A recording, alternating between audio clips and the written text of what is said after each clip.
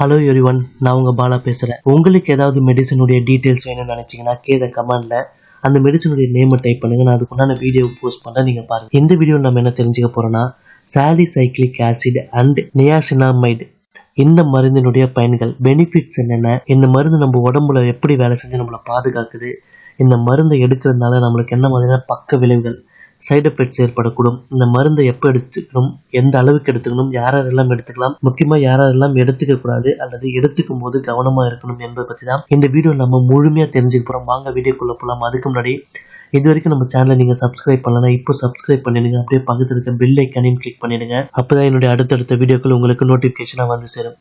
First, இந்த மருந்தினுடைய பயன்கள், benefits என்னென்ன என்பதை தெரிஞ்சுப்போம். முகப்பரு, பிளாக் ஹெட்ஸ் மற்றும் ஒயிட் ஹெட்ஸ், ஆயிலி ஸ்கின், பெரிய போர்சஸ், ஃபேஸில் பெரிய போர்ஸ், பெரிய பெரிய ஹோல்ஸ் இருக்கிறவங்களுக்கு, முகப்பரு தழும்புகள், ஆக்னிக் மார்க்ஸ் இருக்கிறவங்களுக்கு, ஸ்கின் ரெட்னஸ் மற்றும் இன்ஃபெக்ஷன் இருக்கிறவங்களுக்கு, ஸ்கின் டோன் அன்ஈவனாக இருக்கிறவங்களுக்கும், முகப்பருவை குறைக்கவும், பிளாக் ஹெட்ஸ் மற்றும் ஒயிட் ஹெட்ஸை அகற்றவும், அதிக எண்ணெய் சுரப்பியை கண்ட்ரோல் பண்ணவும், ஃபேஸில் அதிகமாக ஆயில் சுரக்கிறத கண்ட்ரோல் பண்ணவும், ஸ்கின் சிவந்து போதல் மற்றும் அரிப்பை குறைக்கவும், ஆக்னிக் மார்க்ஸ் மற்றும் ஹைப்பர் பிக்மெண்டேஷனை குறைக்கவும், ஸ்கின்னை மென்மையாக்கவும், சுத்தமாக வைத்திருக்கவும் இந்த மருந்து பயன்படுது. ஸ்கின்னை சாஃப்டாக வைத்திருக்க இந்த மருந்து பயன்படுது.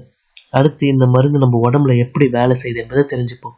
இதில் சாலிசைக்ளிக் ஆசிட் இருக்குது. இது என்ன பண்ணுது அப்படின்னு பார்த்தீங்கன்னா, இது ஒரு பீட்டா ஹைட்ராக்சிக் ஆசிட். ஸோ இதனால் ஸ்கின்களுக்கு மேலே இருக்கக்கூடிய துளைகளுக்கு சென்று அங்கே இருக்கக்கூடிய எண்ணெய் மற்றும் இறந்த செல்களை அகற்றுது. அடுத்து, முகப்பரு உருவாவதை குறைக்குது. அடுத்து, நியாசினாமைடு மருந்து இருக்கிறதுனால இது ஸ்கின்களுக்கு மேலே இருக்கக்கூடிய சீபம் எண்ணெயினுடைய உற்பத்தியை கண்ட்ரோல் பண்ணுது. அடுத்து, இன்ஃபெக்ஷனை குறைக்குது.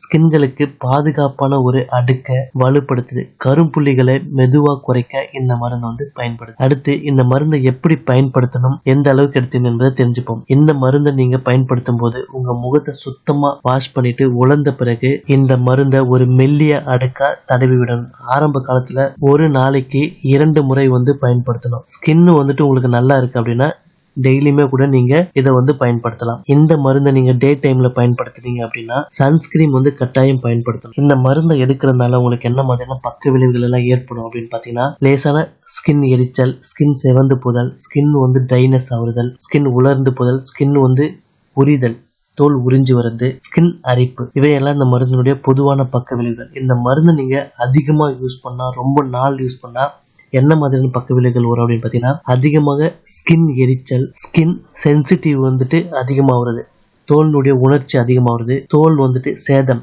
ஸ்கின் டேமேஜ் ஏற்படுவது. இவைதான் இந்த மருந்தை ரொம்ப நாள் நீங்க எடுத்தீங்க அப்படின்னா, இல்ல ரொம்ப அதிகமா இந்த கிரீமை நீங்க அப்ளை பண்ணீங்க அப்படின்னா இதனுடைய பக்க விளைவுகள் ஏற்படுறதுக்கான வாய்ப்புகள் இருக்கு. அடுத்து, இந்த மருந்தை எடுத்துக்கும் போது யாரெல்லாம் கவனமா இருக்கணும் அப்படின்னு பார்த்தீங்கன்னா, மிகவும் ஸ்கின் சென்சிட்டிவ் இருக்கிறவங்க, எசிமா மற்றும் ரோசாசியா பாதிப்பு உள்ளவங்க, சாலிசைக்ளிக் ஆசிட் காரணமாக ஆஸ்பிரின் அலர்ஜி இருக்கிறவங்க, பிரெக்னெண்டா இருக்கிறவங்க, குழந்தைக்கு தாய்ப்பால் இருக்கிறவங்க, இவங்க எல்லாரும் இந்த மருந்து எடுத்துக்கும் போது ரொம்ப கவனமா இருக்கும். இந்த மருந்தை பயன்படுத்துறவங்க என்ன மாதிரியான பாசிட்டிவ் கமெண்ட்ஸை கொடுத்துருக்காங்க அப்படின்னு பார்த்தீங்கன்னா, முகப்பரு மற்றும் பிளாக் ஹெட்ஸ் குறைப்பதில் இந்த மருந்து நல்ல பலன் கொடுக்குது அப்படின்னு சொல்லியிருக்காங்க. அதே போல ஃபேஸ்ல ஆயில் அதிகமாக சுரக்கக்கூடியவங்களுக்கு அந்த ஆயில் ஸ்கின்னை கண்ட்ரோல் பண்ண இந்த மருந்து நல்லதா இருக்குன்னு சொல்லியிருக்காங்க. அடுத்து, ஆக்னிக் மார்க், முகப்பரு மார்க்குகளை குறைக்க இந்த மருந்து பயனுள்ளதா இருக்குன்னு சொல்லியிருக்காங்க.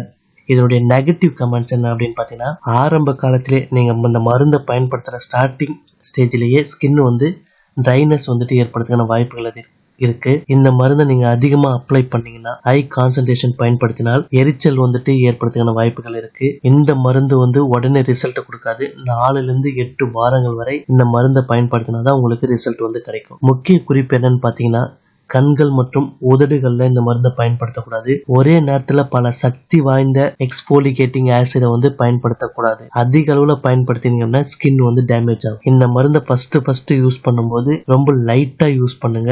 அப்புறம் உங்க ஸ்கின்னுடைய கண்டிஷனை பார்த்துட்டு தொடர்ந்து இந்த மருந்தை பயன்படுத்து. இந்த மருந்து முகப்பரு, ஆயிலி ஸ்கின், பிளாக் ஹெட்ஸ் அப்புறம் ஆக்னிக் மார்க்ஸ்க்கு நல்ல பயனுள்ள ஒரு ட்ரீட்மெண்ட்டா இருக்கு. இதே போல உங்களுக்கு வேற ஏதாவது மெடிசனுடைய டீட்டெயில்ஸ் வேணும் அப்படின்னு நினைச்சீங்கன்னா கீழே கமெண்ட்ல அந்த மெடிசனுடைய நேமை டைப் பண்ணுங்க. நான் அதுக்குண்டான வீடியோ போஸ்ட் பண்றேன், நீங்க பாருங்க. இந்த வீடியோவை எல்லாருக்குமே ஷேர் பண்ணுங்க. எல்லாருமே இந்த மருந்துடைய பயன்கள் என்னென்ன, சைடு எஃபெக்ட்ஸ் என்னென்ன, இது யாரெல்லாம் பயன்படுத்துறதுக்கு முன்னாடி கவனமா இருக்கணும் என்பதை எல்லாருமே தெரிஞ்சுக்கிட்டோம். நம்ம வேற ஒரு வீடியோல சந்திப்போம். நன்றி, வணக்கம்.